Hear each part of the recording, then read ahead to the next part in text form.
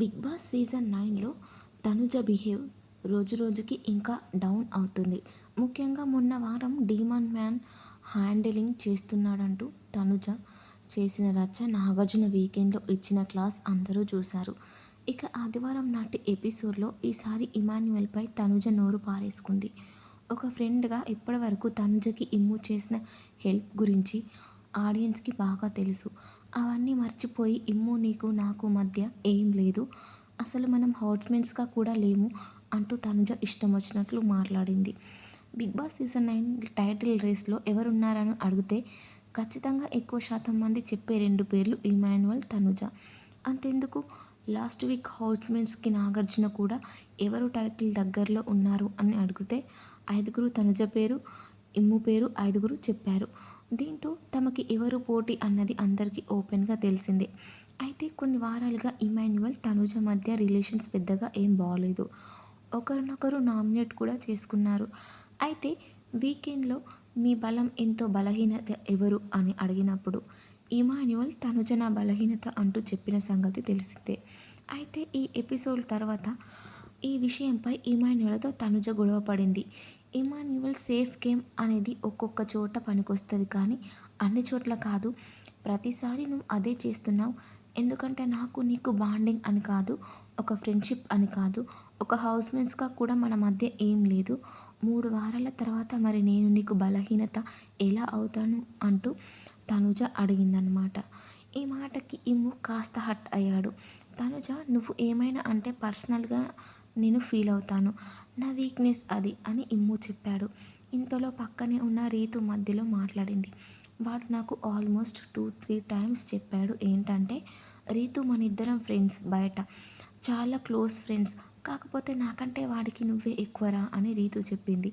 ఎక్కువ తక్కువ కాదు రీతు, వాడు ప్రతి గేమ్లో నిజాయితీగా హృదయపూర్వకంగా సపోర్ట్ చేసిన వాడు గెలవాలని చూస్తుంది. నేను ఆ 3 వీక్స్ తర్వాత మేము మామూలుగా కూర్చొని మాట్లాడుకున్నదే లేదు. నేను వచ్చి కూర్చుంటే నువ్వు లేచి వెళ్ళిపోతున్నావు, లేదంటే నువ్వు వచ్చి కూర్చుంటే నాకు ఏదో వర్క్ వచ్చి నేను వెళ్ళిపోతున్నా అంటూ తనుజ చెప్పింది. నీకు అది లేదేమో కానీ నాకు ఆ బాండ్ ఉంది తనుజ అని ఇమ్ము అన్నాడు. నాకు ఎక్కడ కనిపించట్లేదు ఇమ్ము అంటూ తనుజ చెప్పిందనమాట. దీనికి కనిపించడం అంటే కూర్చొని వచ్చి మాట్లాడేది కాదు నీ విషయంలో అని ఇమ్ము అన్నాడు. మరి ఏ విషయంలో ఉంది చెప్పు అని తనుజ అడిగింది. అన్ని విషయాల్లోనూ కనెక్ట్ అయ్యే ఉన్నాను అని ఇమ్ము చెప్తుంటే ఏది ఒక్క విషయం చెప్పు అంటూ తనుజ గొడవ పడింది. దీంతో సరే నేను ఏ విషయంలోనూ లేనులే తనుజ, నేను కనెక్ట్ అవ్వలేదు అంటూ ఇమ్ము అన్నాడు. ఇప్పుడు నాకు తెలుసుకోవాలని ఉంది చెప్పు అని మళ్ళీ తనుజ అడిగేసరికి లేదులే నేను కట్ అయిపోయాను అంటూ ఇమ్ము వాదించడం ఆపేశాడు. మళ్ళీ ఇక్కడ సేఫ్ మాటలా అంటూ తనుజ కావాలని రెచ్చగొట్టింది. అయినా సరే అవును నేను సేఫే అంటూ ఇమ్ము అన్నాడు. తనుజ వెళ్ళగానే రీతుతో మాట్లాడాడు ఇమ్ము. నేను క్యాప్టెన్సీ రేస్లో లేనప్పుడు దానికి సపోర్ట్ చేస్తానని మాట ఇచ్చానే, నాకు అది కెప్టెన్గా ఉండడం చూడాలని ఉంది. ఎప్పటినుంచో వెయిట్ చేస్తున్నా అని తనుజతో చెప్పా. ప్లీజ్ ఆలోచించు అని కొన్ని పాయింట్స్ చెప్తే సరే నేను ఆలోచించి చెప్తాను అని చెప్పా. తర్వాత తనుజ వచ్చి అడిగితే నేను నీకే చేస్తానని ఎందుకు ఎందుకు చెప్పమని ఆలోచిస్తున్నావని చెప్పా అని జరిగిన విషయం ఇమ్ము చెప్పాడు రీతుతో. ఇక ఈ మాటలు విన్న తనుజ అక్కడి నుంచి అరుచుకుంటూ వచ్చింది. నువ్వు ప్రతి చోట నా పేరు తీసుకొని నన్ను బ్యాడ్ చేయకు ఇమాన్యుయల్, నిన్ను రిక్వెస్ట్ చేస్తున్నా, అడుక్కుంటున్నా అంటూ ఊగిపోయింది. ఏదో నువ్వు నాకు సపోర్ట్ చేస్తున్నట్లు, ఏదో నువ్వు నా మీద ప్రేమ చూపిస్తున్నట్లు చేయకు. నీ గేమ్ నువ్వు ఆడేటప్పుడు నీ గేమ్ నువ్వు ఆడు, ప్లీజ్ నా పేరు నువ్వు తీసుకోకు అంటూ ఫైర్ అయ్యింది తనుజ. నేను బ్యాడ్ చేయడం లేదు అని ఇమ్ము చెప్తుంటే వద్దు ప్లీజ్ నా పేరు తీయకు అంటూ తనుజ వాయిస్ రేజ్ చేసింది. ఇంతలో ఆగు ఆగు అంటూ పక్కకి తీసుకెళ్ళిపోయింది రీతు. సారీ తనుజ, ఇంకెప్పుడు నీ పేరు తీసుకోను అని ఇమ్ము చెప్పాడు. థ్యాంక్ యూ, పాయింట్ ఉందా నామినేట్ చేసేయ్ అంటూ అరుచుకుంటూ వెళ్ళిపోయింది తనుజ.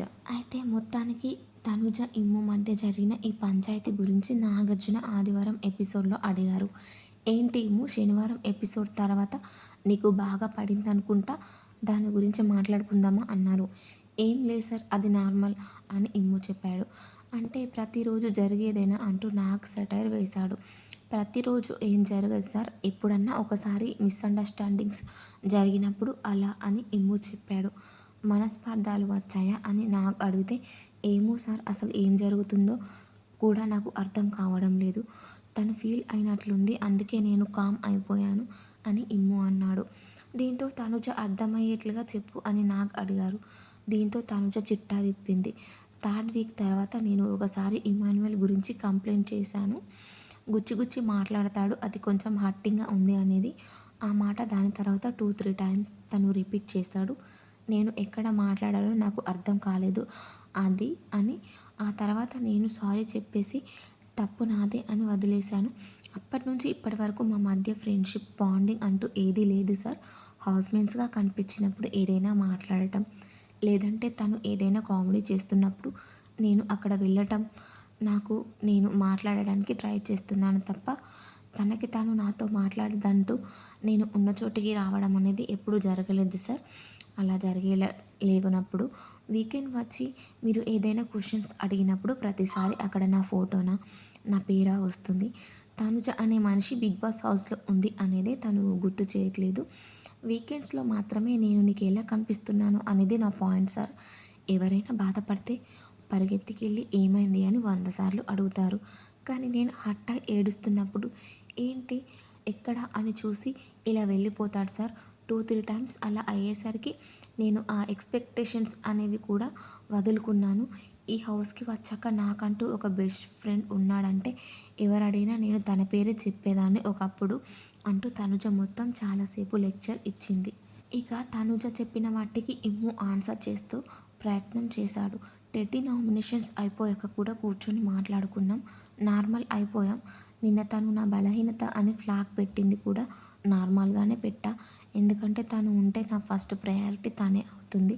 అది నా బలహీనతగా అవుతుందేమో అనే సెన్స్‌లో అలా పెట్టాను.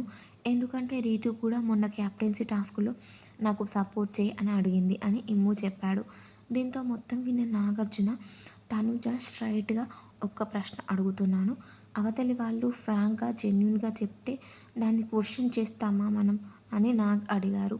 లేదు అని తనుజ ఆన్సర్ ఇచ్చింది. మరి ఎందుకు క్వెషన్ చేస్తున్నావు? అతని జెన్యూన్ ఒపీనియన్ అది. నువ్వు తన బలహీనత అనేది దాన్ని నువ్వెందుకు క్వెషన్ చేస్తున్నావు అంటూ నాగ్ అడిగారనమాట. సార్ నేను దాన్ని క్వెషన్ చేయలేదు సార్.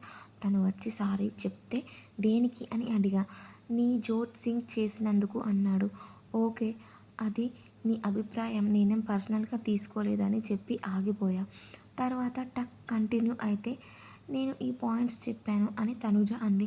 ఇంతలో నేను సారీ చెప్పలేదు సార్. క్లారిటీ ఇచ్చాను అని ఇమ్ము అన్నాడు. లేదు సార్.